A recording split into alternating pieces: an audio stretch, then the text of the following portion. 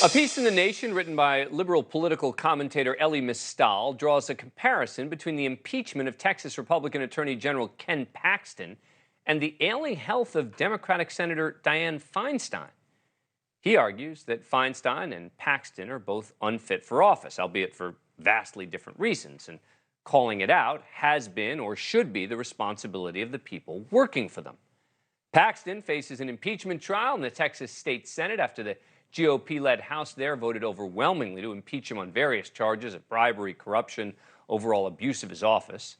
Paxton's own staffers blew the whistle on his improprieties and then filed a whistleblower lawsuit against him when they were fired, eventually triggering members of his own party to start investigating Paxton.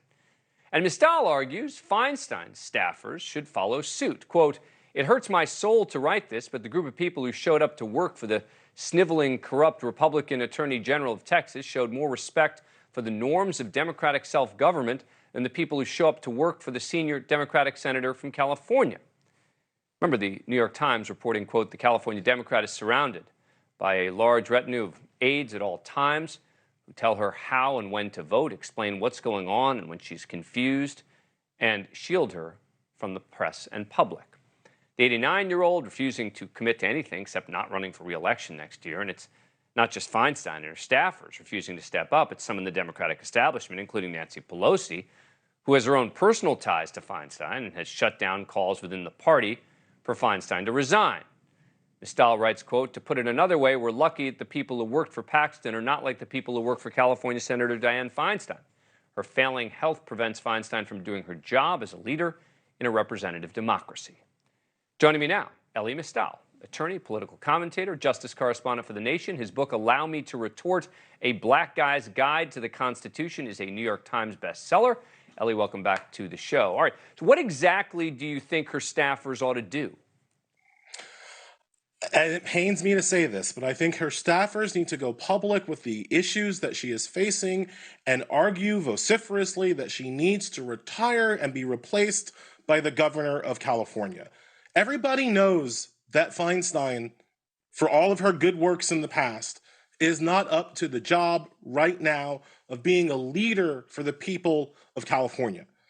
And the thing that we are supposed to do in a democracy, the thing that we are supposed to do in a democratic self-government is understand that the most important thing is not the person, but the office. The most important thing is not the person, but the people. And in this situation, we do not have Dianne Feinstein serving the best interests of California's people because she can't. And it's no fault of her own. It's not like Paxton. The comparison I'm making is not between Feinstein and Paxton in terms of their behavior or culpability. The comparison I'm making is between the staffs. Now, if you look at Ken Paxton's staff, I am sure that me and Ken Paxton's staff disagree about everything. And I am sure that the people who showed up to work for that man agreed with his conservative policies and principles and the way that he thought that one should be attorney general. But they drew the line at self-dealing, right? They drew the line at the point where his corruption was overtaking his office. Now, as I pointed out, Feinstein's situation is completely different. She's sick. She's old. It happens to people.